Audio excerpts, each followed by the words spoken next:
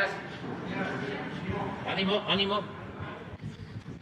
Bueno, como los martes nos ocupamos de informar sobre el pulso de la salud, ahora vamos a tratar dos asuntos importantes. Primero, el avance del plan para garantizar el derecho a la salud, cómo vamos. Y aquí se planteó en una ocasión una compañera, un compañero de ustedes, sobre la posibilidad de asegurar a trabajadores independientes y también a trabajadores domésticas y a migrantes, si se acuerdan. Entonces, Zoe y Luisa María Alcalde de Luján, secretaria del Trabajo, les traen una propuesta de lo que ya se está haciendo y se va a fortalecer. Sobre eso vamos a hablar y le damos la palabra aquí para que introduzca el doctor. Con mucho gusto y su permiso, señor presidente. Muy buenos días a todas y todos ustedes. En el pulso de la salud, hoy 15 de noviembre, como ya indicó el señor presidente, tendremos dos temas. En principio, el maestro Zoé Robledo les presentará en el plan de salud y bienestar los avances generales y la inversión en Nayarit, Tlaxcala y Colima, y los avances generales en Baja California Sur, Sonora, Sinaloa y Campeche.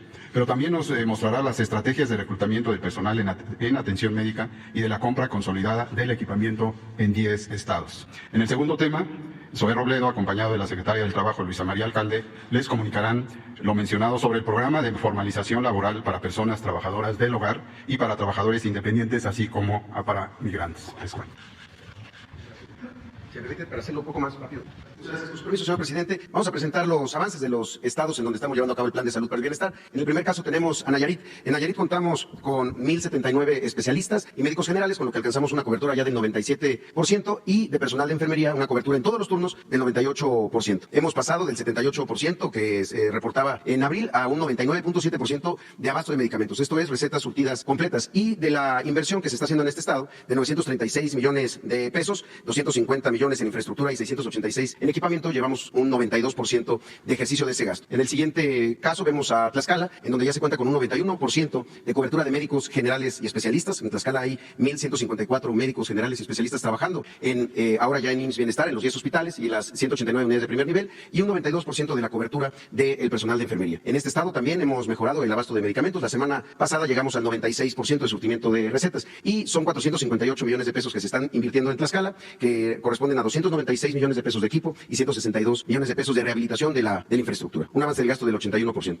Y en el caso de Colima, tenemos 82% de cobertura de médicos generales y médicos especialistas, 88% de cobertura de personal de enfermería, un abasto que pasó del 87 al 97% en el registro de la semana pasada de las recetas surtidas, y una inversión de 403 millones de pesos, que corresponden 201 millones de pesos de equipo, 202 millones de pesos a infraestructura, con un avance del gasto del 66%. Y a los otros estados, en donde es más reciente su incorporación al plan de salud de IMSS Bienestar, tenemos a Baja California con 6 hospitales y 58 unidades de primer nivel, con 76% de cobertura de médicos especialistas, 60% de cobertura de médicos generales y de personal de enfermería, y 100% de capacitación en todas las unidades. En Baja California Sur hemos logrado mover el indicador de surtimiento de recetas de 73% al 99%. La inversión en este estado es de 310 millones de pesos, dividida en 133 en infraestructura, 177 millones de pesos de equipamiento, con un ejercicio del gasto del 45%. En el siguiente estado que veremos es Sonora, con ya presencia en los 17 hospitales, 223 unidades de primer nivel. En el caso de médicos especialistas, con una cobertura del 68%, esto es para todos los turnos y las especialidades que son necesarias, 50% en personal de médicos generales y de enfermería, 100% ya capacitados todos y todas las compañeras. Del 60% de abasto de medicamentos que había en Sonora, estamos ahora en 98%. Es una inversión de 822 millones de pesos que llevamos ya al 55%. Y en el caso, el siguiente de Sinaloa, tenemos 53% de cobertura de médicos especialistas. Otra vez, se trata de calcular las plantillas ideales para que sean en todos los turnos, matutino, vespertino, nocturno, fin de semana, y cubramos los 7 días. 43% es la cobertura de médicos generales y de personal de enfermería, y ya ha capacitado el 100% del personal. Del 78% pasamos al 83% en Sinaloa en la cobertura de recetas, y es una inversión de 652 millones de pesos que llevamos el 24%. Finalmente tenemos a Campeche, en donde tenemos una cobertura del 50% de médicos especialistas, 53% de médicos generales y de personal de enfermería, y llevamos una capacitación del 9% en unidades de primer nivel, son las 133 unidades, y ya el 99% en los 11 hospitales de Campeche. Pasamos de 65% de recetas surtidas al 88%,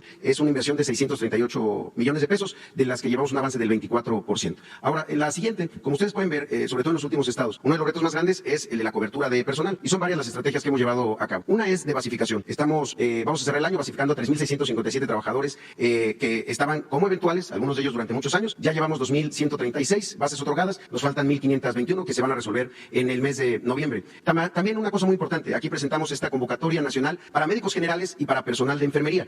Afortunadamente tenemos tenemos ya los datos y el registro del 53% de las plazas que necesitamos, que ya estamos mandando a los estados y que próximamente serán convocados para cubrir el 93%. Esto ya también de los nuevos estados, incluidos Sonora, Sinaloa, Baja California Sur y Campeche. Y en el tema de la rotación de residentes, como ustedes saben, hay una rotación de campo. Los últimos 6 meses antes de graduarse de la especialidad, tenemos 333 residentes trabajando en Nayarit desde el 1 de abril y 605 residentes que están ya en hospitales de Baja California Sur, Campeche, Colima, también en Guerrero, Sinaloa, Sonora y Tlaxcala, que iniciaron ahora el 10 de noviembre y concluirán su formación el 31 de marzo del próximo año. Y desde luego, en febrero del próximo año se gradúan la generación más grande de médicos especialistas que ha formado el IMSS en toda su historia, cerca de 5,000. Y de la convocatoria internacional, además de los 412 médicos cubanos que están en 9 estados, tenemos ya un registro de 758 candidatos de 21 países para 43 especialidades que están siendo contactados, terminando los trámites tanto migratorios como de revalidación de sus profesiones para que estén empezando a trabajar en nuestro país a partir del primer día del próximo año. Sería todo por nuestra cuenta, señor presidente. Muchas gracias. Gracias. Con permiso, señor presidente, la idea es poder iniciar presentando el programa de incorporación de trabajadoras del hogar en nuestro país, que se ha venido trabajando de la mano del Instituto Mexicano del Seguro Social. Lo primero a destacar es que en nuestro país hay 2.3 millones de personas que realizan trabajo del hogar. La gran mayoría son mujeres, 88% mujeres y 12% hombres, según datos del INEGI. Adelante. Históricamente, las trabajadoras del hogar han tenido derechos limitados, restringidos, tanto en la Ley Federal del Trabajo como en la Ley del Seguro Social. Prueba de ello es que durante mucho tiempo su inscripción, su incorporación en la Seguridad Social era voluntaria, dependía de la voluntad de los empleadores, a diferencia de los otros trabajadores donde esta incorporación es obligatoria. Durante mucho tiempo fue voluntaria y después vinieron varias acciones importantes. Primero, un fallo de la Suprema Corte de Justicia de la Nación que determinó que la ley del Seguro Social era inconstitucional por ser discriminatoria, por hacer esta distinción entre trabajadores en general y trabajadoras del hogar. Esto sucedió en diciembre de 2018 y mandató al Instituto Mexicano del Seguro Social para que iniciara una etapa piloto que permitiera crear una modalidad que se adaptara a la realidad de las trabajadoras del hogar. Es decir, que no todas trabajan con un mismo empleador, que pueden tener varios patrones y que pueden trabajar en días no consecutivos. Y por eso inician las reglas de operación de esta prueba piloto. Después viene una reforma a la Ley Federal del Trabajo en julio de 2019, donde se reconocen todos los derechos como cualquier trabajador en la ley. Y también importante destacar la ratificación del convenio 198 de la Organización Internacional del Trabajo, que el Senado realiza en julio de 2022. Después viene la incorporación obligatoria. De la etapa piloto viene la reforma a la Ley del Seguro Social y esto la llamamos la nueva etapa. Adelante. Respecto a la incorporación voluntaria, que duró de 1997 a 2019, como ustedes pueden ver en la gráfica, en esos 25 años nunca se superó la cifra de 4,000 trabajadoras incorporadas en la Seguridad Social. Pero aparte, este seguro tenía muchas restricciones. Por ejemplo, no contemplaba los derechos de guardería, seguro de riesgos de trabajo, incapacidades. El servicio médico estaba sujeto a varias restricciones, exclusiones y tiempos de espera para la atención de ciertos padecimientos. Entonces, no solamente era voluntario, sino que aparte tenía varias restricciones en el aseguramiento. Adelante. Y después en la etapa piloto, por cierto, a destacar que el IMSS en un tiempo récord de 3 meses sacó una plataforma para su incorporación, fue evolucionando. Primero, la inscripción tenían que hacerlo las trabajadoras del hogar, después ya los empleadores. Primero tenía que ser por el mes completo, después ya se podía hacer una incorporación por días trabajados y según el salario devengado. También las formas de pago fueron evolucionando, de ventanilla, o ya se puede hacer en línea. Y como pueden ver, ya durante esta etapa piloto la incorporación creció. Hoy 53,755 personas están aseguradas, 67% son mujeres y 33% hombres, con un salario promedio de 232 pesos diarios. Y también destacar que 10,869 ya están pensionadas, alcanzaron sus semanas de cotización para poder jubilarse, y 67,129 beneficiarios familiares han sido registrados producto de esta incorporación. Adelante. Viene la etapa de incorporación obligatoria. Esta etapa, que es resultado de una reforma a la Ley del Seguro Social que fue aprobada en octubre de este año y que está próxima a ser publicada en el Diario Oficial de la Federación esta semana, implica que los empleadores de manera individual están obligados a registrar a las personas trabajadoras del hogar desde el primer día de trabajo. El pago se efectúa por cada empleador de acuerdo al salario y a los días trabajados de cada persona trabajadora del hogar, y se podrá cumplir la obligación por día, por mes, por bimestre, por semestre o incluso por año. El IMSS extiende el beneficio del aseguramiento por mes completo cuando en la suma de todos los empleadores se completa un mes. Adelante. ¿Cuáles son los beneficios del aseguramiento? ¿Cuál es la distinción de estar asegurado o no estar? Se tiene atención médica sin limitaciones, incapacidades, riesgos de trabajo, acceso a guarderías, acceso a un fondo de retiro para poder tener una pensión, cobertura para la familia de las personas trabajadoras del hogar y cobertura a créditos de vivienda en Infonavit próximamente, y ponemos próximamente porque esto está hoy discutiéndose en el seno del Congreso. Adelante. ¿Cómo se puede registrar a una persona trabajadora? Una de los grandes retos es que esto fuera sencillo. sencillo, que no fuera un trámite burocrático, que los empleadores pudieran en unos minutos poder registrar a su trabajadora del hogar. Y son 4 pasos. El primer paso es, primero, ingresar a la plataforma. Se puede hacer de forma remota, no hay que acudir a ninguna oficina de gobierno. El primer paso es poner la información del empleador. Se requiere el CURP, un correo electrónico, domicilio y los datos de contacto. Después, el segundo paso es poner la información de la trabajadora del hogar. También se necesita CURP, domicilio, datos de contacto y el número de seguridad social, que si no se tiene, que muchas veces esto es factible porque nunca antes había sido registrada o cotizado en el IMSS, ahí mismo se puede acceder a otra página para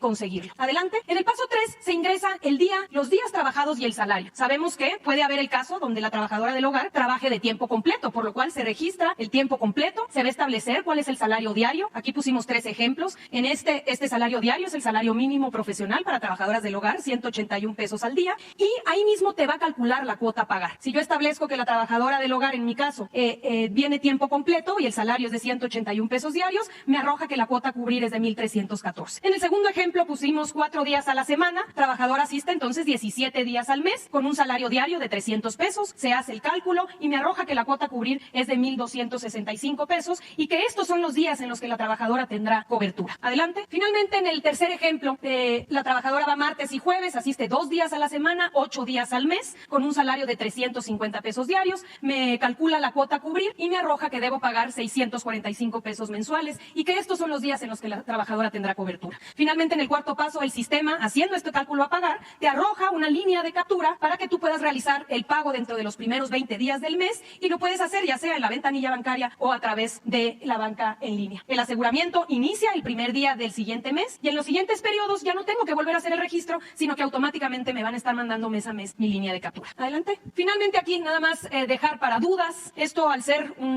una opción nueva, hay algunas dudas tanto de empleadores como de trabajadores, 01800-623-2323 y está la opción 1 para el caso de empleadores, la opción 2 para el caso de trabajadoras del hogar. Es cuanto, presidente. Vamos a presentar un videíto muy rápido. Ahora, registrar a las personas trabajadoras del hogar al Seguro Social es muy rápido y sencillo. Aquí te lo explicamos en 4 pasos.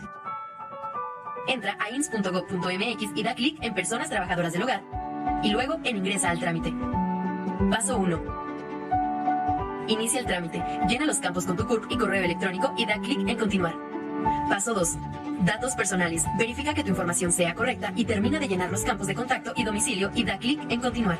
Paso 3. Incorporación. Ingresa CURP y número de seguridad social de la persona trabajadora del hogar. En caso de no contar con alguno, consulta las siguientes páginas. A continuación, elige la manera en la que haces normalmente el pago, ya sea por mes completo o por día. Ahora, registra sueldo mensual o salario diario según corresponda. El sistema hará el cálculo de la cuota patronal y de la persona trabajadora. También puedes agregar a más personas si así lo deseas. Da clic en Continuar. Paso 4. Línea para pago. Finalmente podrás ver y descargar 2 documentos: el comprobante de la solicitud y la línea para pago con la que podrás cubrir la cuota en línea o en la ventanilla de cualquier banco. Y listo, el aseguramiento de la persona trabajadora comenzará hasta el mes siguiente al del pago. Afilia a las personas trabajadoras del hogar. Su trabajo también vale. Por un México con trabajo digno. Muchas gracias.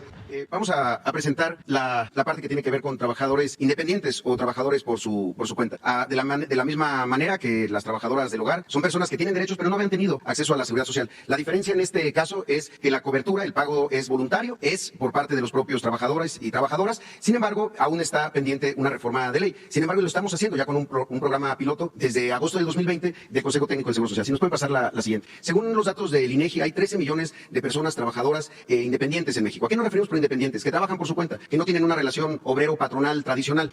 Son lo mismo comerciantes, músicos, promotores deportivos, artesanos, mecánicos, carpinteros, profesionistas, muchos de ellos también, abogados, contadores, incluso los médicos, las médicas en sus consultas privadas, también diseñadores o arquitectos. La siguiente, por favor. Anteriormente había una modalidad, la modalidad 44, que con motivo de la reforma de 1997 se planteó que había que formalizar a los trabajadores por su cuenta. Sin embargo, pues no fue muy exitosa. En 18 años, desde la reforma, tomaron 18 años para asegurar a 15,000 personas. Y en su momento más alto se llegaron a asegurar a 32,000 personas. Esto es de julio del 97 a julio del año 2022. Además de eso, era restrictiva. No incluía todos los ramos de aseguramiento.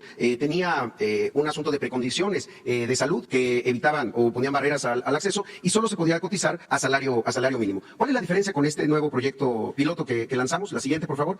Primero, el trabajador, la trabajadora puede hacer su aseguramiento a salario real, al salario que ellos registren. Tiene la cobertura de los 5 seguros, es decir, decir, además de atención médica, el seguro de enfermedades y maternidad, riesgos de trabajo, incapacidades, cesantín, edad avanzada y vejez, es decir, la pensión, además de guarderías. El aseguramiento se puede realizar de manera mensual, semestral o anual, de manera anticipada. Y solo para darles algunos datos, desde que arrancamos este proyecto piloto al día de hoy han pasado 22 meses y en esos 22 meses ya hemos asegurado a 53,059 personas. Además, esta modalidad permite el aseguramiento de los beneficiarios del IMSS, es decir, el núcleo familiar de los trabajadores y las trabajadoras, las parejas, los hijos menores de 16 años y los padres y las madres cuando hay una dependencia económica o cohabitación. El salario promedio que tenemos para el piloto es de 251 pesos, como se ve, es por arriba del salario mínimo, gracias a que esto permite que se registren con un salario superior y ya se han registrado 67,000 beneficiarios de estos 53,000 trabajadores. La siguiente, también esto es la cobertura, la atención médica sin limitaciones, incapacidades, riesgos de trabajo, guarderías, pensión, la cobertura para la familia y la persona y algo muy importante, igual que en trabajadoras del hogar, que es la cobertura de créditos con Infonavit, que estamos trabajando con su director y también en algunas reformas de ley. La siguiente, por favor. Los pasos son muy parecidos y son muy fáciles también. Ingresar los datos, la CURP, el número de seguridad social, que si no se tiene, se genera también en ese momento en la página del IMSS. Y algo muy importante que también aplica para trabajadoras del hogar y trabajadores independientes. Si alguien ya había cotizado en el Seguro Social porque había tenido un empleo formal antes durante su vida, se recuperan las semanas que ha trabajado. Es decir, en esos casos no empiezan desde cero. El domicilio, correo electrónico y teléfono, se define el esquema de aseguramiento, pago por mes, semestral o anual, se realiza dentro de los primeros 20 días del mes con el pago en línea, con una línea de captura y a partir de los siguientes meses el IMSS generará esta misma línea dependiendo si se pidió que fuera mensual, semestral o anual. Y iniciado el aseguramiento, a partir del primer día del mes inmediato posterior, el trabajador debe de registrar a sus beneficiarios y también pues acudir a una unidad de medicina familiar para adscribirse a un consultorio en un turno e iniciar la parte de atención médica. La siguiente, por favor. Tenemos también este número de dudas, 800-623-2323, una opción 1 y también les vamos a dejar un tutorial que va siguiendo paso a paso la modalidad de aseguramiento. La siguiente, a partir de este caso de trabajadores del hogar y luego trabajadores independientes, empezamos a trabajar algo para los trabajadores mexicanos en el extranjero, sobre todo en los Estados Unidos. Muchos de ellos que cotizaron en México perdieron después su cotización y que tienen interés de mantenerlo, sobre todo por la posibilidad de asegurar a sus familiares que se mantienen en nuestro país. La siguiente, empezamos un proyecto piloto en algunos consulados, trabajamos con el canciller Marcelo Ebrard estos convenios y estos intercambios también con el Instituto de Mexicanos en el Exterior, primero para promover el mecanismo de aseguramiento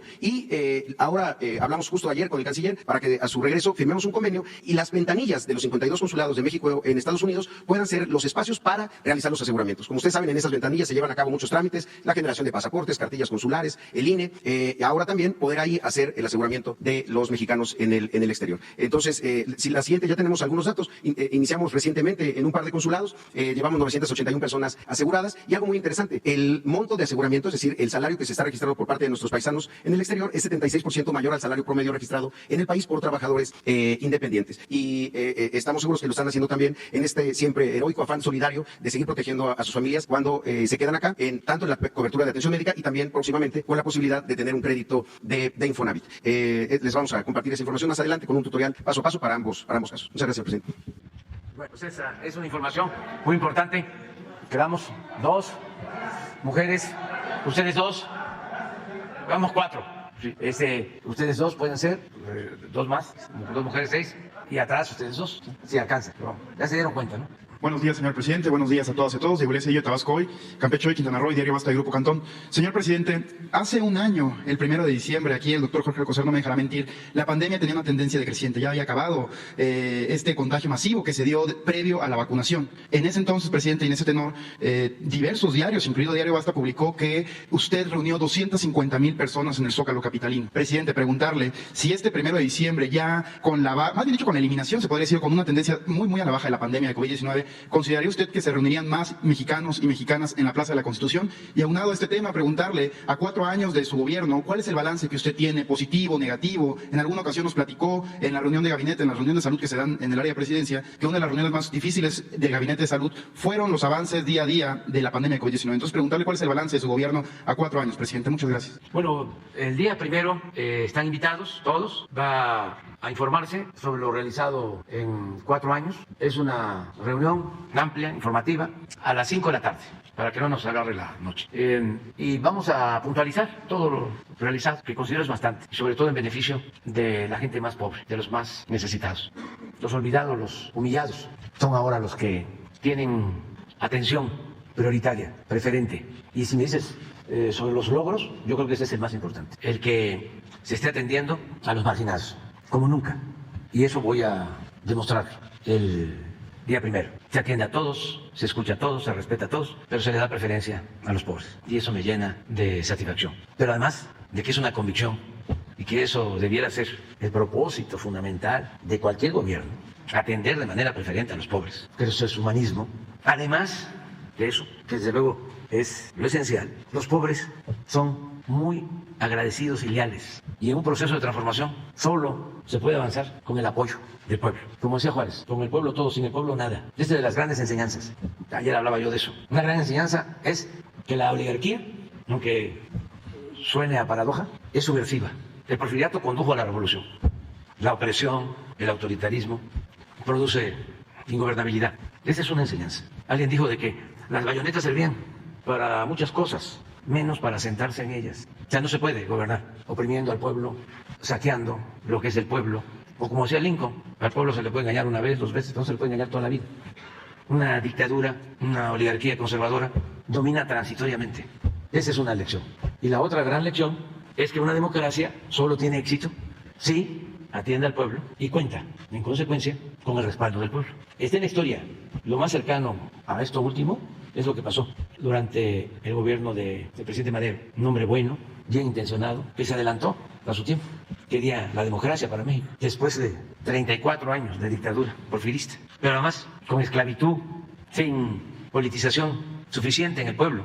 Y pensó que con garantizar las libertades, solo con eso, sin la justicia, podía llevar a cabo su ideal democrático. Y sí, hubo libertades amplias, pero faltó la justicia social. Y esas libertades las utilizaron sus adversarios, los antiguos porfiristas, los del antiguo régimen, para organizar toda la conspiración en su contra. Por eso fue famosa la frase que le dedicó Gustavo Madero a los periodistas de ese entonces. Les dijo, le muerden la mano al que les quitó el bozal. Eso nunca se lo perdonaron. Por eso es uno de los asesinatos más crueles, el de Gustavo Madero. Pero el presidente Francisco Madero era un hombre bueno, bien intencionado, incapaz de reprimir a nadie. Y había libertades como nunca, al grado de que le dio toda la confianza a Huerta. Mandó a Huerta a enfrentar a Orozco. Tenía su secretario de defensa, que era un hombre recto. Se levanta en armas Orozco. Se levanta en armas Félix Díaz, Bernardo Reyes. Una situación difícil para él. Entonces se va el secretario de la defensa del gobierno de Madero y los orozquistas logran encarrilar un vagón lleno de dinamita al tren de los militares maderistas. Y hay una explosión y mueren muchos. Y el secretario de la defensa, estando ahí, se pegó un tiro por el fracaso frente a Orozco. Y entonces, en esas circunstancias, el presidente Madero llama a Huerta para que vaya a combatir a Orozco. Y lo vence Huerta. Pero desde que lo vence, se empieza a hablar de que él iba a dar el golpe, ya está, porque había quedado como héroe. Todo esto aprovechado también por el embajador de Estados Unidos en México, Wilson, el peor embajador que ha habido en toda la historia. Entonces fueron armando pues la oposición en contra del presidente legal, legítimamente constituido, y así lo asesina. Pero cuando lo detiene aquí en Palacio y sale al balcón a decir, me han traicionado, la gente no responde, ya estaba solo. Y sus más cercanos colaboradores pedían que el pueblo saliera a defender al presidente, que estaba aquí preso en la intendencia. Y era como predicar en el desierto, porque se había quedado sin la base social. Si se hubiese logrado, que no era fácil, pero era la única posibilidad de salir adelante con la transformación democrática, era la alianza con Zapata, con los campesinos, con la fuerza social más importante en ese entonces, para respaldar al régimen y enfrentar a la reacción conservadora, con sus intelectuales orgánicos, con su prensa vendida, alquilada. Pero como no se atrevió a hacerlo o no pudo hacerlo, se quedó en el aire. Entonces la lección es que sí, se va a buscar una transformación que es profunda, porque es arrancar, en nuestro caso, de raíz, un régimen corrupto. Y no solo es arrancar de raíz un régimen corrupto, es cambiar la mentalidad de muchos, de millones, como ha venido sucediendo, por lo que estoy muy satisfecho, que ese es otro logro, el de la revolución de las conciencias. Porque, en suma, con todo lo que han hecho los oligarcas, con todo su dinero, con todo su poder, con todos sus voceros, con todos sus intelectuales orgánicos, alcahuetes, no han podido, ni podrán, porque la mayoría del pueblo nos apoya. Pero nos apoya porque nosotros apoyamos al pueblo. Y por eso es que digo, amor con amor se paga. Es recíproco y sincero. Pero eso, además de ser profundamente humano y generar una satisfacción que no se obtiene con nada, menos con dinero o con lo material. Además de eso, es la esencia de la política. Si se entiende que la política es hacer historia. Entonces, me siento muy contento, muy satisfecho y vamos avanzando. Esto que pasó antier de la marcha, muy bien. El que se aclaren las posturas, porque son dos proyectos distintos, contrapuestos de nación. Entonces, no hay espacio para la simulación. Y eso me da mucho gusto. Imagínense que marchen juntos Madrazo y el Bester, y Fox, y Chong, y Goldenberg, y ¿quién otro? Lozano, Claudio X, Gustavo de Hoyos, pura finísimas personas. Entonces, es realmente algo excepcional. ¿Cuándo se iba a pensar eso? ¿Quiénes marchaban en México? Y por eso los estoy animando a que le sigan, porque tienen que llenar el Zócalo. Ayer dije que apenas equivalía su marcha a la mitad del Zócalo. Yo creo que me excedí, pero hay que ir hacia adelante. Yo cuando comencé, iba yo con un megáfono a los pueblos y me escuchaban 5, y cuando se acercaban 20, era yo feliz, feliz. Una de las cosas que nunca voy a olvidar es que saqué un aplauso en un camión urbano, que como dicen los veracruzanos, le zumba, porque me subía yo en la parada con unos volantes. Entonces hablaba yo, una arenga: ya es tiempo de despertar, hay que acabar con la corrupción, tiene que haber democracia, al pueblo nada más se le utiliza, vamos a luchar por un cambio verdadero. Así, algo parecido. Y entregaba yo los volantes, y antes los camiones tenían puerta por atrás y me bajaba. Le pedía yo permiso al chofer, conductor, que se me daba. Y pues cada quien, ya ven cómo era antes, y sigue siendo, cada quien en el camión va leyendo sus cosas, volteando a ver. Entonces de repente yo me paraba y hablaba ahí, y así. Pero muy efectivo, porque eran camiones grandes, pues de 30, 40 pasajeros, y 30, 40 en 10, 15 minutos. Ahí era una comunidad lejos, también por 30, y así lo hacía, pues. A veces iba yo a comunidades lejísimas, y uno, porque había miedo. Además, no había tradición democrática, no había cultura democrática. Se pensaba incluso que era ilegal ser opositor. No se movía ni una hoja del árbol de la política. Se corría el riesgo de que fuese uno linchado. A veces le pedía yo a un señor, ya falleció, Jesús Iría Zurita, en un programa de radio. Y lo único que le pedía, porque era periodista, pero un hombre de bien, y lo único que quiero es que dé a conocer en la radio, que era la radio que más escuchaba en Tabasco, al grado que iba uno por la banqueta, iba uno escuchando el programa. Cuando la radio jugaba un papel importante, de que se anunciaba o se avisaba de un enfermo, toda esa labor social de la radio, verdadera comunicación. Entonces le decía yo, mire, nada más diga que va a estar el candidato del Frente Democrático Nacional en tal, ya, para que la gente pues sepa que es legal. Así a esos extremos. Bueno, pero luego lo de los camiones estaba mejor, porque en 3 horas, 4 horas, 400, 500 personas. Y solo era nada más subirse, hablar, repartir el volante y bajar. Y un día, una sola vez, no crean, terminé de hablar, y un aplauso de todos los que iban en el camión. Eso le suma, porque para lograr que gente que piensa distinto reconociera el trabajo, la labor, que seguramente ni votaron por mí, ni iban a votar por mí, ni simpatizaban, pero por solidaridad, como es nuestro pueblo, muy solidario, muy fraterno. Ya después sí, otros aplausos, muchos insultos, pero ya después en las campañas del 2006, pero sobre todo ya últimamente, en el 18, una vez salí del aeropuerto de Tampico y estaban ahí pasajeros esperando a sus familiares y todo, y salí y me vieron de aplauso, pero ya estamos hablando de estos tiempos. Entonces es muy satisfactorio el luchar por un cambio y ver frutos, resultados. ¿Cómo no voy a estar satisfecho si se van a destinar el año próximo 850,000 millones de pesos para los programas de bienestar? ¿Cómo no voy a estar satisfecho? Sí, la inversión pública en los 4 años, la inversión pública ha crecido más del 50%. Pero no solo es que la inversión pública haya crecido el 50%, es que creció el 50% en términos cuantitativos. Pero imagínense cuánto ha rendido, porque no hay la corrupción que había antes. ¿Cuánto rinde ese incremento? Se hacen 2, 3 veces más. O sea, no solo es que hay un incremento del 50%, sino que como ya no se roban el dinero o no cobran una obra que vale 100 millones en 300, por eso dicen, ¿de dónde sale tanto dinero? La verdad, estamos terminando el año y debemos de tener en caja pues como 1 billón.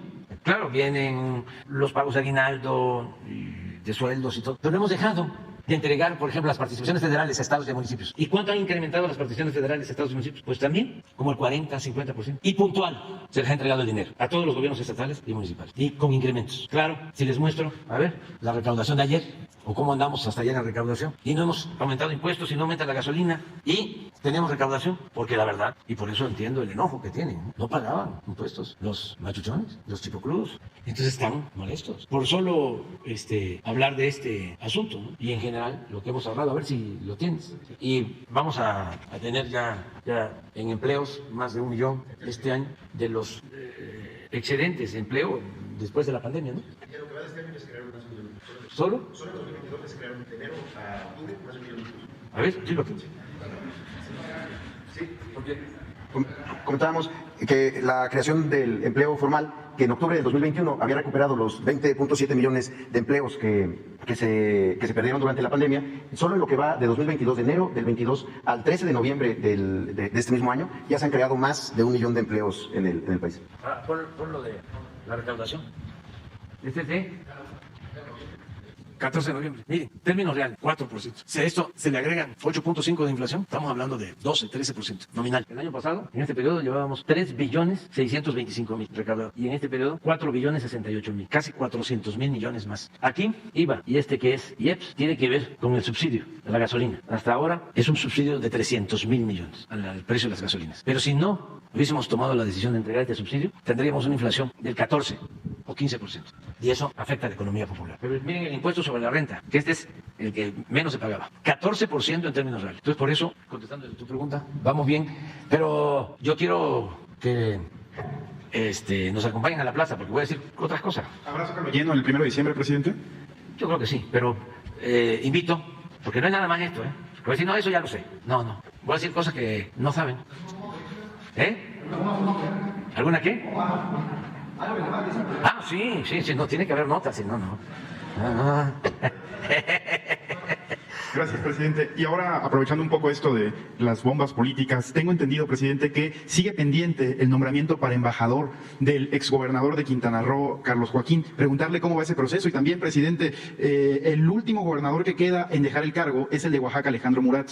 ¿Alguna vez usted en este diálogo circular nos platicaba que la exgobernadora de Sonora, Claudia Pavlovich, en los recorridos que usted hace, le comentó que ella es internacionalista y de su deseo en irse a España, a desarrollar su carrera profesional? En consecuencia, presidente, preguntarle, en sus múltiples recorridos por Oaxaca, ¿usted ha tenido oportunidad de platicar con el gobernador Alejandro Murat sobre alguna intención política que tenga a futuro o en un momento dado invitarlo a colaborar en su gobierno? ¿Sería esto? Y si me permite, lo del exgobernador Carlos Joaquín. Gracias. Lo de Carlos Joaquín está en trámite. Él nos va a representar en Canadá y ya se están haciendo los trámites, se está pidiendo el beneplácito, que es lo primero, al gobierno de Canadá, y luego ya se presenta el nombramiento para su aprobación al Senado y se va avanzando. Lo que pasa es que es pues un protocolo diplomático que tiene que cumplirse, pero no hay ningún problema. Él va a representarnos como embajador de México en Canadá. Y en el caso de Alejandro Murat, no sé qué esté pensando. Ha externado que quiere participar en política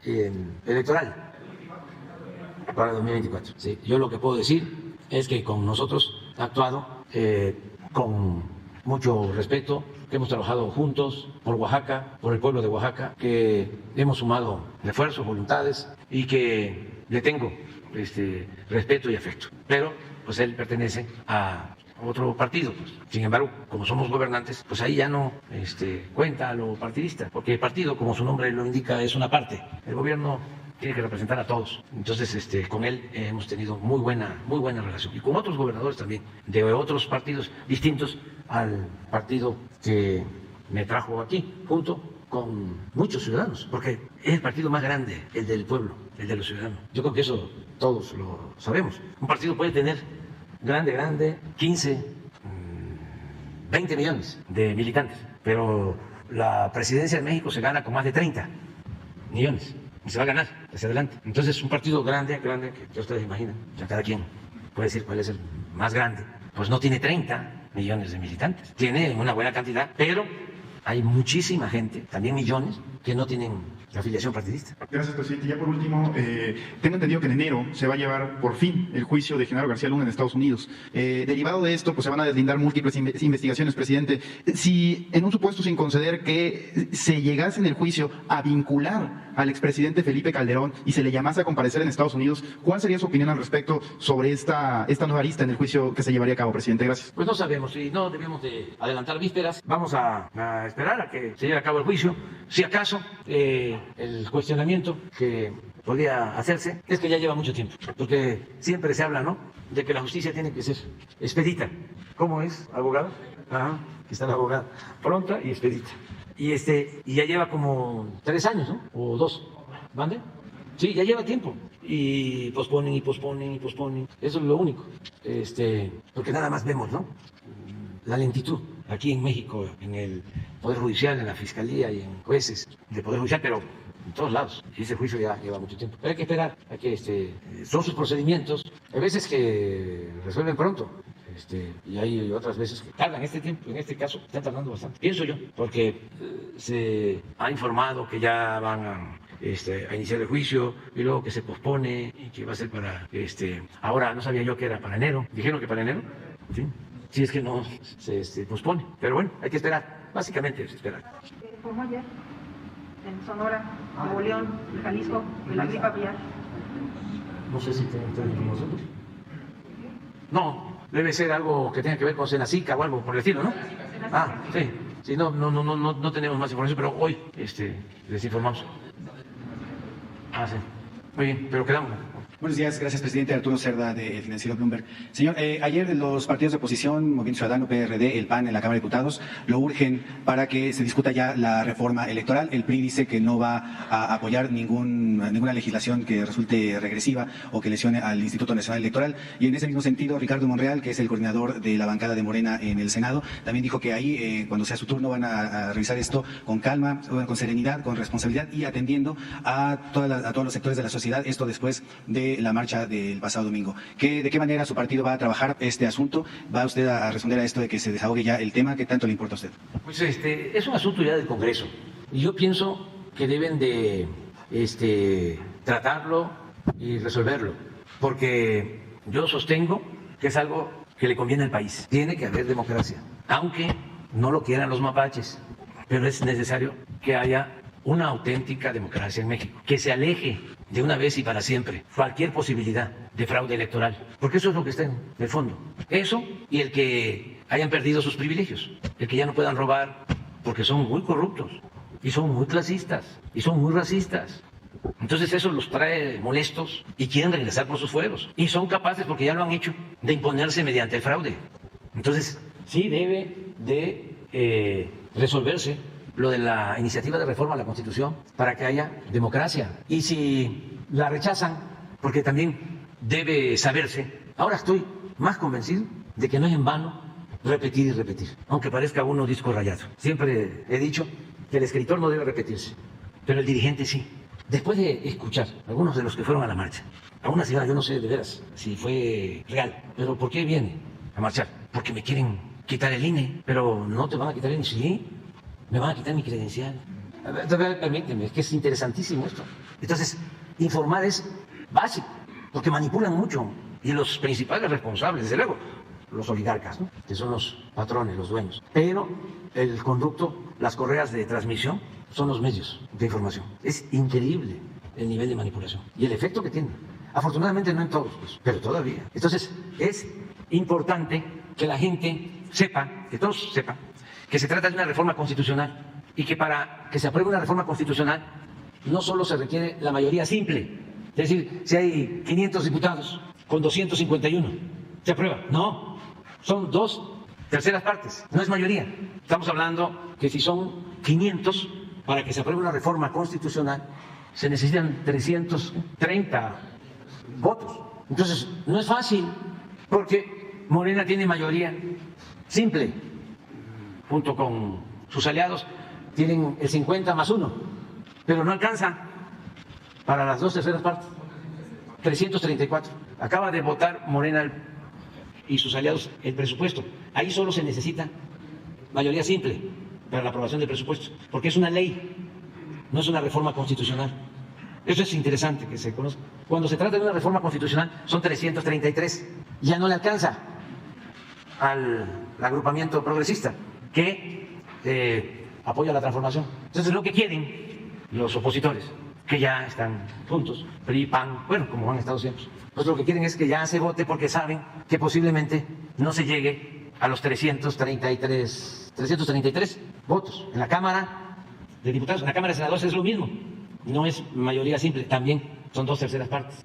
Esto pasó cuando la reforma eléctrica, ¿se acuerdan? Tiene una reforma constitucional y claro que los conservadores votaron a favor de Iberdrola, de las empresas extranjeras, en contra de la Comisión Federal de Electricidad, de la empresa pública, porque así son.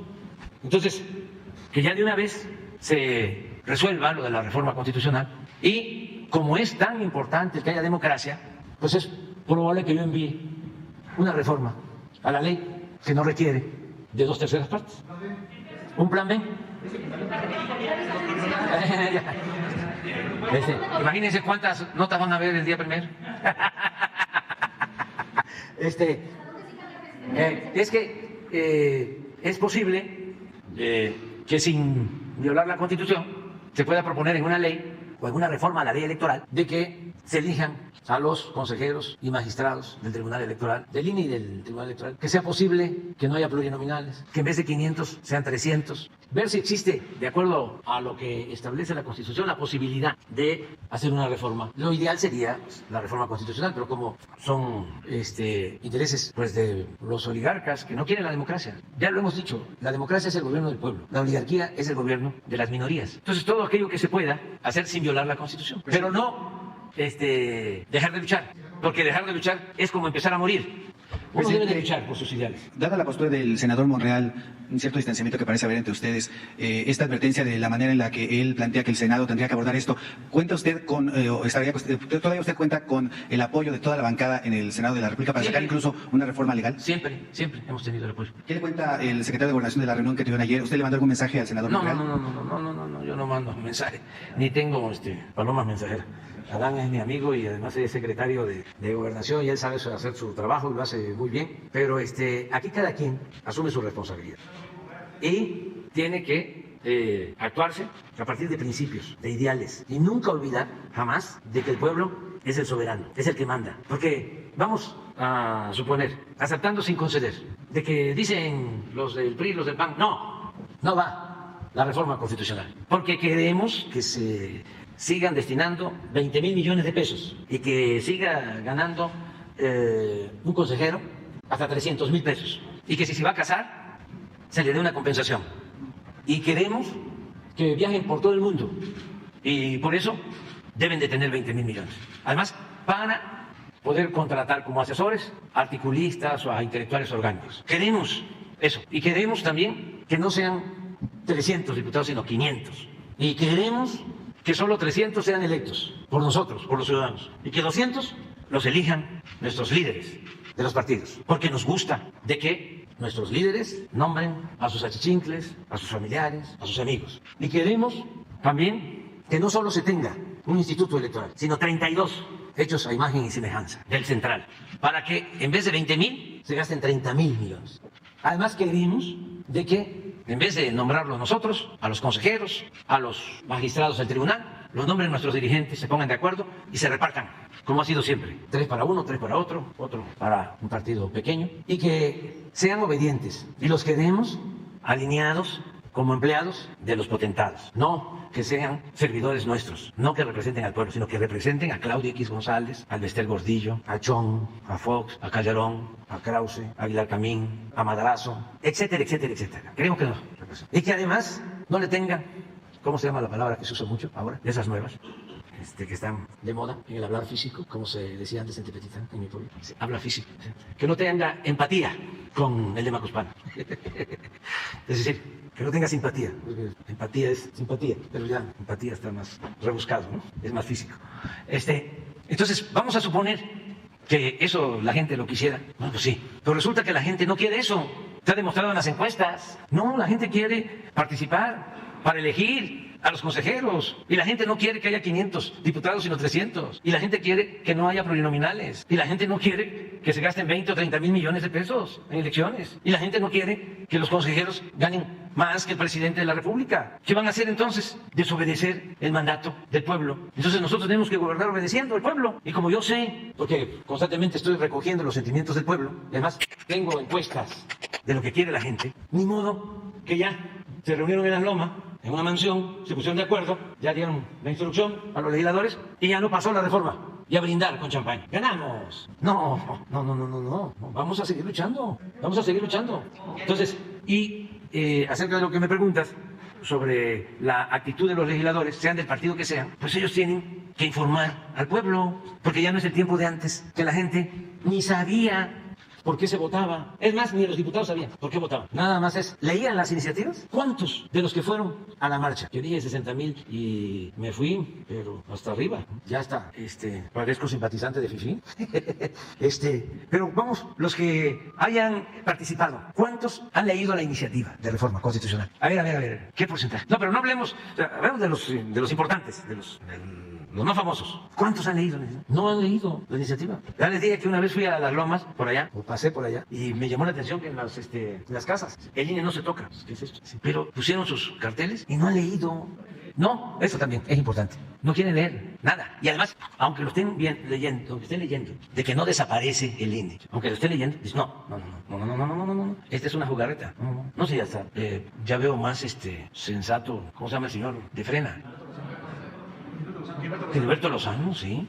¿Va? A todos me dicen que no, son los monos. Sí, entonces, pero eso, cada quien es responsable. Entonces, presidente, ¿usted no le da algo de legitimidad a la expresión de decenas de miles de personas que salieron a las calles de la Ciudad de México en el país, incluso en otros tienen países? todo su derecho de manifestarse, de expresarse, pero no estoy de acuerdo con ellos. O sea, y no solo no estoy de acuerdo con ellos, creo que no tienen vocación democrática. O sea, que son muchos de ellos, para no generalizar, simuladores. Y no tengo duda que muchos de ellos también, para no generalizar, corruptos. Y muchos de ellos, para no generalizar, clasistas. Y muchos de ellos, para no generalizar, racistas. Ese es mi punto de vista respetuoso. Y esto es normal en todos lados. ¿Saben qué le están haciendo al presidente del Perú? Primero, para sacarlo, porque lo mismo, lo consideran un naco, dirían en mi estado. ¿Cómo le dicen? Cholo. En mi estado dicen chinto. Tabasco. Bueno, lo consideran los de clase media, aspiracionista, porque eso es en general. Sí, como algunos del domingo, para no generalizar. Porque también fifi, no crean que había muchos, O sea, no, esos no me dan la cara, no, esos están pendientes. Sí, esos están pendientes de cómo están. Hay una minoría, fifi. La mayoría son aspirantes a fifi. O creen que van, sí, pues a una kermés. Había una señora que decía, yo soy... No. Totalmente INE. Digo, con todo respeto, o sea, totalmente Palacio, pero es acá, totalmente INE. O sea, no, y los lentes del super lujo y sí, pero no muchos, o sea, tampoco. ¿Cuáles? Esos. La mayoría. La mayoría. Es que nosotros venimos de la lucha democrática. Nosotros nos hemos enfrentado siempre al fraude electoral. Hemos padecido a todos esos. A Madrazo, a Ibester, a Fox, a todos. Puro delincuente electoral, puro mapache electoral. Confeso. Entonces pueden engañar a otros. Pero cada quien toma sus decisiones. Y la gente sabe de que se ha padecido muchísimo de fraude en México. Y es una vergüenza que estén queriendo mantener un sistema antidemocrático y que salgan a marchar por eso. Y en efecto, no tienen conocimiento de lo que se trata, sino es estar en contra del gobierno, de lo que representamos, de que no haya privilegios. Pero en fin, ya te contestamos. Sí. Se van, a ver, espérense, vamos a explicarlo, no vaya a ser que López Dóriga diga que estaba tan aburrida la conferencia que hasta se fueron ustedes. A ver, ¿por qué no lo explicas? Claro que sí.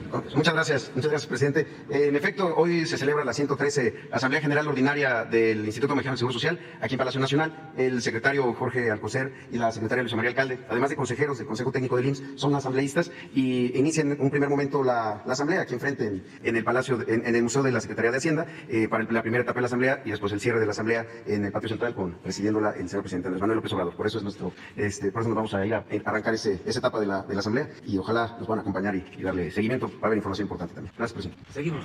Adelante. Quedamos dos compañeras, ustedes 12. Hola, buenos días. Estefanía Antonio, de Diario Portal, del Estado de México, en Toluca.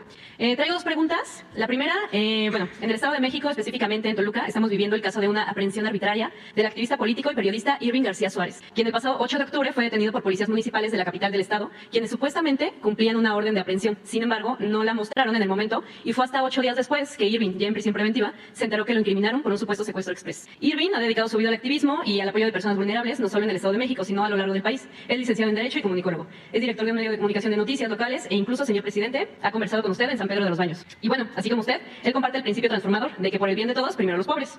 Y todos los seguidores y personas a las que ha ayudado Irving lo pueden constatar. En este contexto, aunque se han presentado pruebas para mostrar su inocencia, todas han sido descalificadas por los jueces en turno y la parte acusadora ha cambiado la versión de los hechos un par de veces, de forma contradictoria. Por tanto, todo apunta a que se trata de una fabricación del delito a causa de su activismo y sus investigaciones periodísticas. Actualmente tiene menos de 2 meses para comprobar que no cometió el crimen y por lo que lo acusan. Y por esto podría pasar hasta 70 años en la cárcel. Señor presidente, Irving García tiene 31 años de edad y desde su adolescencia ha dedicado su vida a defender y a apoyar a los pobres, a las comunidades y le es fiel a su convicción periodística. Hoy también traigo una carta de la madre de Irving, la señora Guadalupe Suárez, con quien charlé hace unos días. Y bueno, dice así, se la leo. Le hago una petición, no como ciudadana, sino como madre, esperando se toque el corazón para revisar el caso de mi hijo, al cual se le fabricó una carpeta de investigación. El único delito de mi hijo es ayudar a la gente y ser un periodista y activista social. Irving cuenta con casi 1 millón de seguidores en sus redes, mismos que actualmente le brindan apoyo a nivel nacional e internacional. Incluso existe un plantón en su apoyo aquí afuera del Palacio de Gobierno. Deseo, señor presidente, que pueda brindarnos apoyo para que porque mi hijo es inocente. Recuerde que usted es padre y haría lo mismo por un hijo. Se lo pide una madre desesperada para que se haga justicia. Recuerde que usted también fue un activista social y hoy mi hijo es un preso político. Ahora, bajo todo este contexto, presidente, le pregunto, ¿de qué manera podría apoyar a nuestro colega periodista y activista Irving de allá, de la ciudad de Toluca? Pues hoy mismo, ¿la mamá está? No, la mamá está justamente en Toluca. Está allá. Pero, ¿quién está representándolo aquí? ¿Decías que están aquí afuera? Sí, están acá en el plantón. Son compañeros, compañeros periodistas también, activistas que han participado con él junto con pues, todo su activismo. Bueno, ¿qué les parece? ¿Qué te parece si como a las 12 de hoy, ¿sí? Aquí les va a atender la secretaria de Seguridad Pública, Rosa Isela Rodríguez, que también fue periodista? Sí, justamente. Muchas gracias. Y bueno, mi segunda pregunta. En el Estado de México, hay 10 hospitales en los municipios de Tlalnepantla, Ecatepec, Acolman, Chicoloapan, Zumpango, Coacalco, Tepozotlán, Cuautitlán Izcalli, Aculco y Sinacantepec, que no han sido concluidos, pese a que llevan cerca de casi una década de iniciados. Los diputados allá en el Estado de México señalan que se han destinado recursos constantemente para su conclusión. No obstante, los avances son nulos. Algunos detenidos por supuestos estudios de factibilidad para continuar su construcción. Y bueno, pese a que la gente los requiere con urgencia, continúan inconclusos, ¿no? Asimismo, se presume que se han desviado hasta 800 millones de pesos en el sector de salud estatal, suficientes para haber concluido estas obras.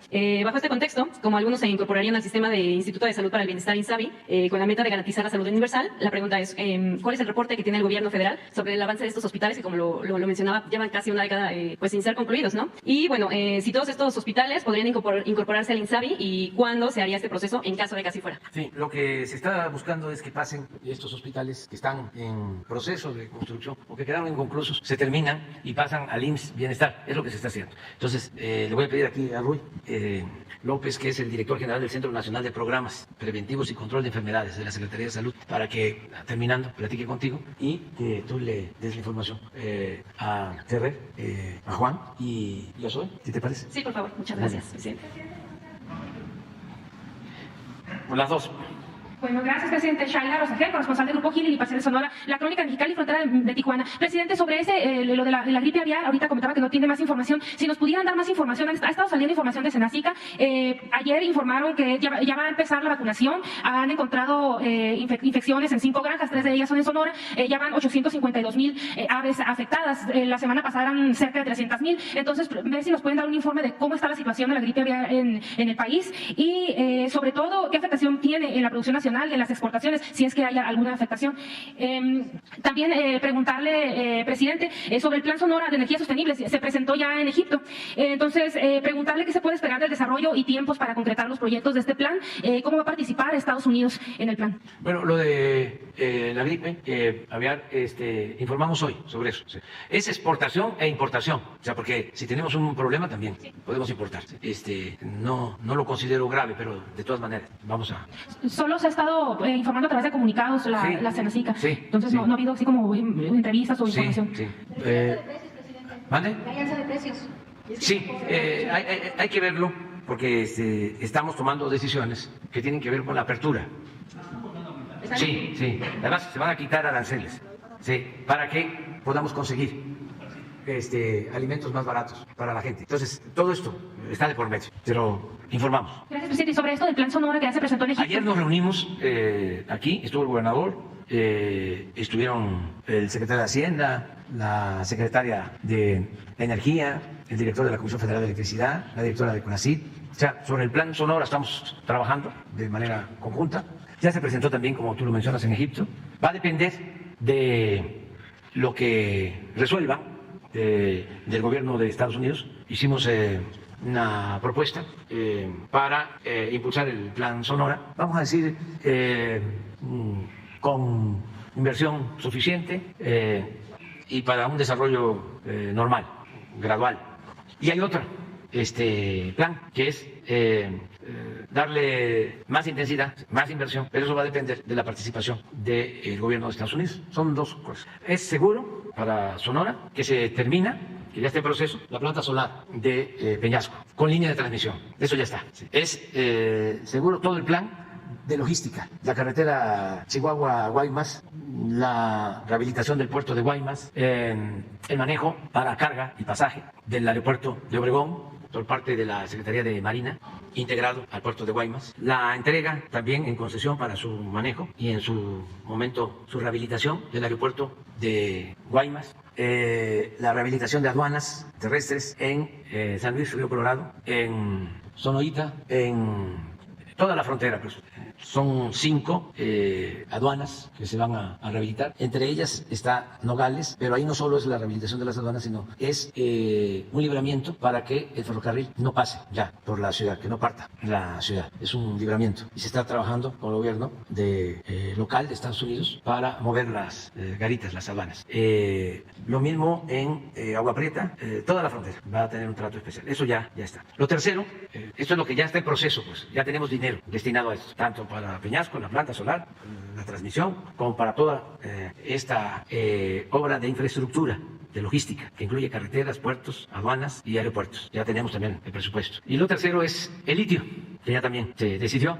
Se están haciendo los planes para ya terminar de resolver lo de las concesiones. Se está decidiendo de que el litio ya es de la nación y que en todos los casos tiene que haber asociación de la empresa pública con los particulares y que no queremos que el litio lo saquen de Sonora, sino que primero que la empresa pública sea mayoritaria, segundo que el litio se quede en Sonora, o sea, la materia prima, el mineral, y que se establezca el compromiso de crear las plantas para la elaboración de baterías en Sonora y que esas baterías que se van a fabricar en Sonora se usen solo en industrias automotrices que se instalen en Sonora. Entonces se va a lanzar una convocatoria para ver qué empresas de Estados Unidos y de Canadá van a participar. Eso es lo que estamos viendo. Ese es el plan que se tiene. Sin embargo, se está contemplando que en vez de una planta de generación de energía solar, sean 5, con más líneas de transmisión y que se invierta más. Pero eso va a depender de que se acepten dos condiciones en el gobierno de Estados Unidos. Una, que la inversión, si es crédito, ayude al gobierno de Estados Unidos a que sea de tasas bajas, porque se trata de energías renovables. Esta es una, o sea, no tasas comerciales, para la Comisión Federal de Electricidad. Y lo segundo es que en todo la dueña mayoritaria es la nación, representada en el caso de las plantas solares por la Comisión Federal de Electricidad. Ese es el planteamiento. Presidente, sobre los tiempos, ¿cuándo se estaría lanzando esta convocatoria? O sea, ¿cuánto tiempo llevaría todo esto? Nos vamos a reunir cada 15 días. Ayer se acordó, tenemos otra reunión, ya se definió todo este plan, ya hay equipos trabajando, también en la construcción de toda la infraestructura, porque es una negociación que se está llevando a cabo. Participarían solo empresas en la construcción. Ya quedamos que la propiedad es de la nación, mayoritaria, y de la Comisión Federal de Electricidad, de litio de México. ¿Sí? Puede ser 51-49, pero mayoritaria mexicana. ¿Sí? Y que el litio no sale como materia prima, se queda, porque lo necesitamos para impulsar la industrialización y la creación de empleos. Bueno, también para la construcción de toda la infraestructura, esta que estamos hablando, de Plan Sonora, solo empresas nacionales, estadounidenses y canadienses. Solo las empresas de los 3 países del tratado. Está en la licitación si se va a construir algo, si se va a crear una asociación, empresas de México, de Canadá y Estados Unidos. ¿En cuánto tiempo estaría una respuesta de Estados Unidos, presidente? Pues yo espero que pasando ya terminó lo de Egipto, pero en un mes, 2 meses. De todas maneras, nosotros no nos estamos deteniendo. Ya hablé de que son 2 planes. Entonces, uno es normal, ¿sí? Que significa invertir pues como 50,000 millones de pesos en Sonora. Lo que va a corresponder a la primera etapa. Si se amplía, sería una inversión del doble. En eso estamos. Gracias. Gracias, presidente. Nada más ya por último, recientemente la gobernadora de Baja California, Marina del Pilar, dio su informe de gobierno. Preguntarle qué opina pues sobre este gobierno en Baja California. También preguntarle qué acciones va a tomar el gobierno federal para continuar trabajando en materia de seguridad ahí en Baja California. Ya el último informe que dieron aquí de seguridad se ve que hay una baja, pues esa muy ligera baja en los homicidios dolosos, pero aún sigue estando en segundo lugar Baja California. Entonces sería eso, presidente. Gracias. Va bien, Marina del Pilar. Va bien, tiene todo nuestro apoyo y la mandamos a felicitar. Y no está sola. Siempre vamos a estar apoyando a la gobernadora de Baja California y al pueblo de Baja California, que es un pueblo extraordinario, excepcional. Un pueblo de gente trabajadora, luchona. Fíjense, la presidenta municipal de Tijuana nació en Oaxaca, migrante. Y muy bien, en general. Y el pueblo de lo mejor. Yo, ¿qué me puedo quejar? Si ahí he ganado 2 o 3 veces, 2 veces, sí, bueno, siempre, porque una vez no gané, pero fue por el fraude, pero con mucho, y es admirable la gente. En Mexicali, en los ejidos de Mexicali, en San Felipe, en Tecate, en Tijuana, en Rosarito, en esa belleza que es Ensenada, el Valle de Guadalupe, San Quintín, no, gente trabajadora de todo el país, gente muy, muy buena. Entonces le deseo lo mejor. No sé cómo usted, a ver cómo salió ayer, si está la de seguridad, a ver cómo le fue en homicidio. Es que a lo mejor son las instantáneas, ¿no? A ver cómo está. Ayer hubieron como 70 homicidios. Ahí vamos. A ver si tenemos. Ah, pues no estuvo en los primeros lugares, hasta el cuarto. 4 homicidios. Sí, 70. 10 estados sin homicidios. Y tenemos ahí el problema, sigue el problema en Guanajuato. Pero fíjense cómo 4 concentran 44% de todos los ayer. No, eso es otra cosa. Eso. A ella y luego a él, para que sí. Sí, porque protesta. Sí, hay que protestar. Gracias. Buenos días a todos y a todas. No vayan a creer eso. No van a creer eso, que si no me van a hacer aquí un motín. Gracias, señor presidente. Muy buenos días a todas y a todos. Liliana, en nombre de Pulso Saludable. Señor presidente, en el mes pasado de julio se hizo la consulta nacional Me Escuchas por parte del DIF, que ahora dirige Nuria. Y datos muy interesantes en esta encuesta donde participaron niñas y niños entre 3 y 17 años de edad. Participaron un total de 1.271.764 niñas. Cabe destacar que esta encuesta, esta consulta nacional se llevó a cabo sin ningún recurso, no se gastaron recursos. Ayudamos los medios de comunicación a difundirla y también los DIF locales y estatales. Lo que más le preocupa a la niñez es la violencia y el maltrato, no que lo vivan, pero sí en el área en donde se desenvuelven. También les ocupa la contaminación, el medio ambiente, la seguridad, el cuidado animal, la salud mental, sobre todo la mental y la física, los deportes, y perciben a México en la cultura y quieren formar parte de la cultura todas estas niñas, niños y adolescentes. Yo le quisiera preguntar, señor presidente, si habría oportunidad de que viniera el equipo a presentarnos estos resultados tan interesantes y de qué manera usted, a través de la Federación, dará apoyo para que se hagan políticas públicas para poder formar una red de comités y que a su vez estos puedan ayudar a que se cumplan las exigencias de las niñas, los niños y los adolescentes en nuestro país. Esa sería mi primera pregunta. Gracias. Lo que propones es que vengan del DIF. Del DIF, sí, a presentarnos estos resultados. Sí, podría ser ella. Sí, que venga y que además nos diga qué ha hecho. Claro. Porque ya lleva algún tiempo ahí. Sí, estaría bien. Sí, y lo está haciendo bien, pero que venga y que nos informe. Sí, y ustedes. Nos ponemos de acuerdo. Sí, gracias. ¿Y ustedes aportarían algún apoyo a los DIF locales para que se hagan realidad esas exigencias de las niñas? Hay que ver, porque ya se tiene un plan de atención a niños y adolescentes. Están, por ejemplo, los centros de atención a adolescentes, los CARA, en todos los hospitales. Hay desde estimulación temprana hasta la atención, orientación a adolescentes en no a la violencia, en no a las drogas, en no a los embarazos adelantados o de adolescentes. La alimentación, la salud mental. O sea, son temas que ya se están trabajando desde, decía yo, desde niños muy pequeños. Estamos procurando que haya psicólogos en los centros de salud, casi todos vamos a tener. Pero por eso no es nada más vincular con los DIF estatales, sino se puede hacer con el IMSS y con otras dependencias. Pero aquí lo vemos. Bien, gracias, señor presidente. Y ayer se conmemoró el Día Mundial de la Lucha contra la Diabetes mellitus, enfermedad que desafortunadamente causa la gran mayoría de las muertes, no solo en México, sino en el mundo. Tuve la oportunidad de platicar con el doctor Josafat Camacho, él es el presidente médico de la Federación Mexicana de la Diabetes, y me hacía especial énfasis en que están aportando a través del gobierno federal esta nueva estrategia del cuidado de la obesidad a través del etiquetado frontal, estos sellos de advertencia. Pero también me hacía mención, tal vez el doctor López Herrida ahora pudiera ayudarnos con esta respuesta, de hace algunos años se empezó a dar a conocer el tema de la prediabetes y hoy toma mucho énfasis, mucha importancia. Se conoce según estudios internacionales y nacionales que se han hecho en varias instituciones locales que la diabetes mellitus, el término de prediabetes pudiera llegarse a controlar, o si no, se pudiera llegar a revertir con una buena estrategia de alimentación alimentación y del cuidado del deporte, etcétera, en cada uno de los individuos. Yo le quisiera preguntar, señor presidente, ¿qué estrategias podría implementar el gobierno federal para la prevención del cuidado de la diabetes y sobre todo de la prediabetes? Porque es una brecha importante en la que se puede rescatar al individuo y evitar que evolucione a la diabetes y se convierta en una víctima de esta enfermedad que causa la mayor parte de los recursos del erario público se tienen destinados a cubrir las necesidades que esta enfermedad requiere. Como una de las primeras causas también de complicaciones son las amputaciones y también la ceguera en nuestro país. Esa sería mi segunda pregunta. Gracias. Buenos días, muchas gracias por la pregunta. Nos da oportunidad también para presentar lo que hemos hecho desde el inicio de la administración en este tema, que es una de las grandes prioridades que tenemos. En efecto, como bien mencionas, ayer se celebró el Día Internacional de la Diabetes, que es importante recordar, y esto estuvo ya en varios medios. México es el país número 7 de todo el mundo en el número de personas con diabetes. Tenemos una prevalencia en las últimas estimaciones de cerca del 14%, también como un poco más de 13 millones de personas viven con diabetes. Uno de los principales problemas es que de estos 13 millones de personas, un poco más de una tercera parte no sabe que tiene el diagnóstico. Entonces hay un grupo muy importante que aún teniendo diabetes no sabe el diagnóstico. En efecto, hay una parte importante de la población en esto que defines, conoces o que mencionas como prediabetes, que es esta situación en donde el riesgo de desarrollar diabetes en los próximos años es muy alto. Ha habido estrategias que se han dirigido a identificar a estas personas para tratarlas de manera individual.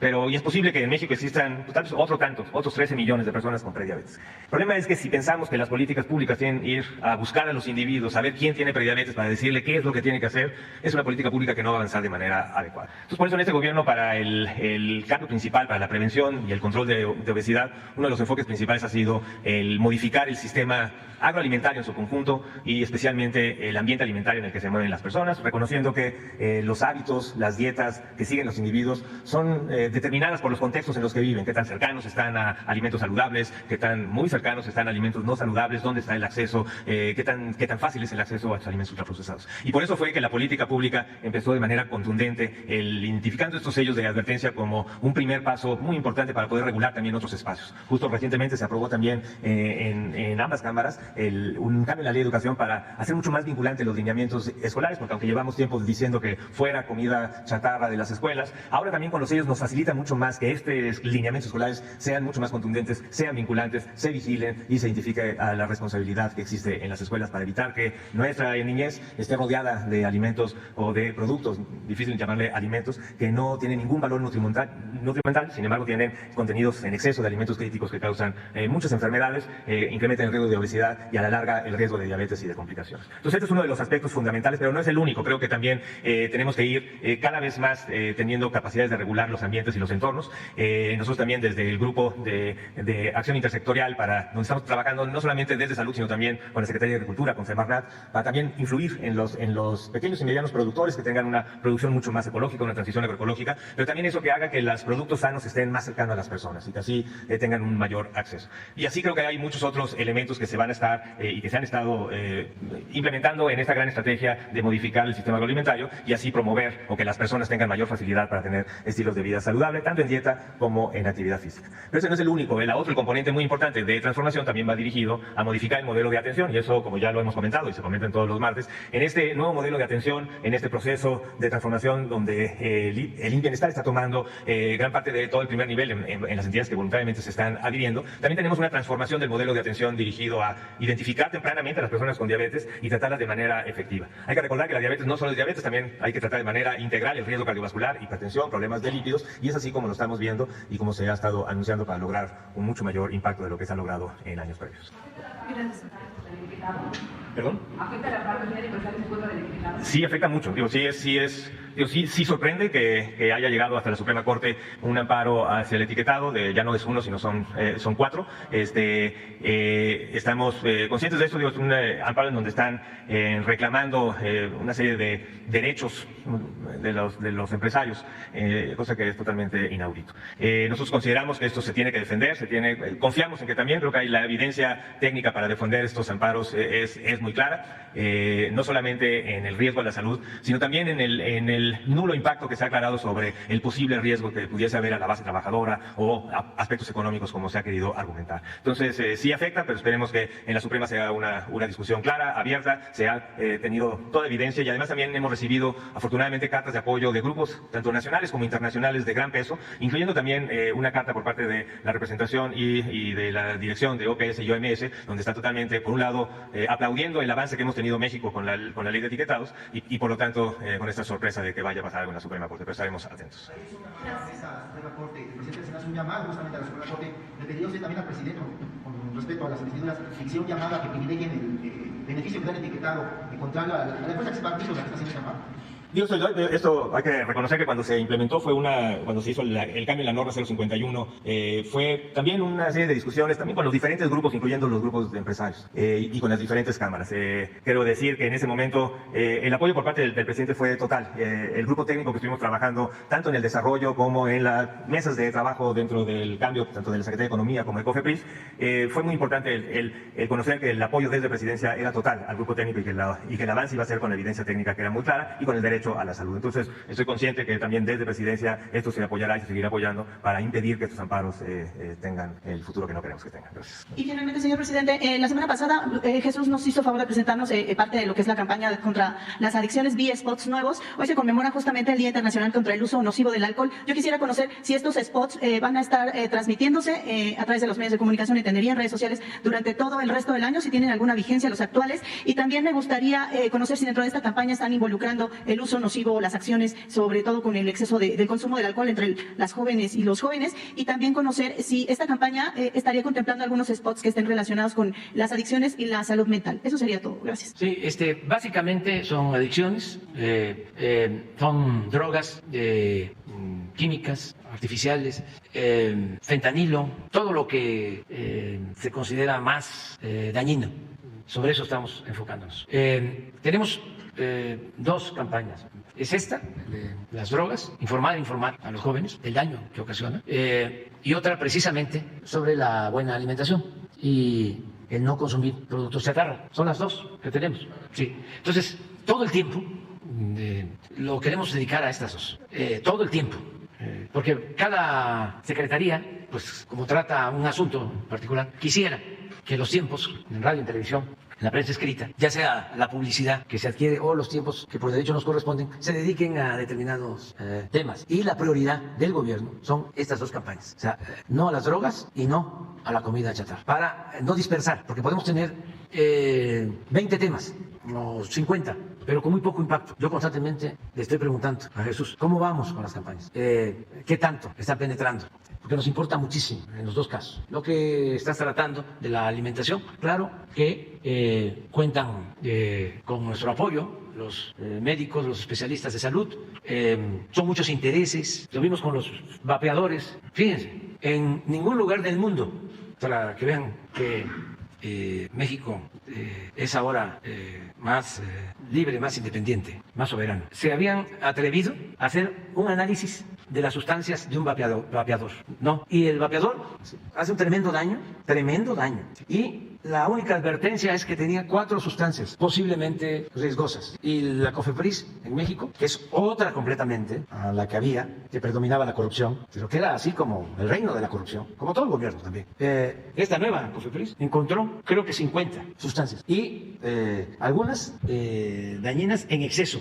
Y tenemos ya el plan de estar transmitiendo, porque ni los jóvenes ni los padres tienen esta información. Y son unos intereses creados, económicos, que dominan en los gobiernos, porque tienen representantes en los congresos de los países, lobistas que les pagan y que también maicean a legisladores y desde luego a funcionarios. Por eso estoy seguro que los amparos no van a prosperar, porque si los ministros de la Corte aprueban algo en contra de la salud del pueblo, pues no sé qué sucedería. Cuando menos se sabría. No nos vamos a quedar sin mencionar, porque no puede estar bajo ninguna circunstancia por encima de la salud del pueblo el interés de lucro, que se vayan a robar más lejos. O sea, no puede ser que se afecte la salud del pueblo. Es el único estado en donde con ley se prohíbe la venta de alimentos calóricos con nutrientes críticos, como le llaman los expertos, o con alta demanda de colorantes, de azúcar. ¿Estaría pensando entonces hacer copia social para que este ejemplo se transmitiera a todo el país y que en todos los estados ocurriera lo mismo? Yo pienso que tiene que ver más con la información. O sea, a veces se prohíbe algo, ¿sí? Y con ese hecho se estimula el consumo. No, hay que informar. Es que de estas cosas no se hablan, por lo mismo, porque son muchos los intereses. Una de las cuestiones que se acordaron con el gobierno de Estados Unidos acerca del combate al fentanilo, por un planteamiento nuestro, es que haya campañas en México y en Estados Unidos dirigidas a los jóvenes, en todos los medios de información. Es que es terrible el daño. En el caso de Estados Unidos, más de 100,000 muertes por fentanilo. Los parques tomados por personas afectadas por el fentanilo. Y no hay en el New York Times un cintillo, ni en el Washington Post, ni en ninguna de las cadenas de televisión, de radio. No se toca eso. Es como el caso de las armas. Son tantos los intereses, como hasta le dan dinero a candidatos. Pues por eso se puede comprar cualquier arma en un supermercado. Puede estar en una escuela, junto, y hay una armería. Entonces, en el caso de México, lo que estamos tratando, yo pienso que con más información sobre esto, se avanza mucho y vamos a seguirlo haciendo. Me tengo que ir, mira, pero tengo compromiso contigo y contigo, con los dos, sí. Y no le hace que protesten, o sea, aguantamos la protesta. Sí, y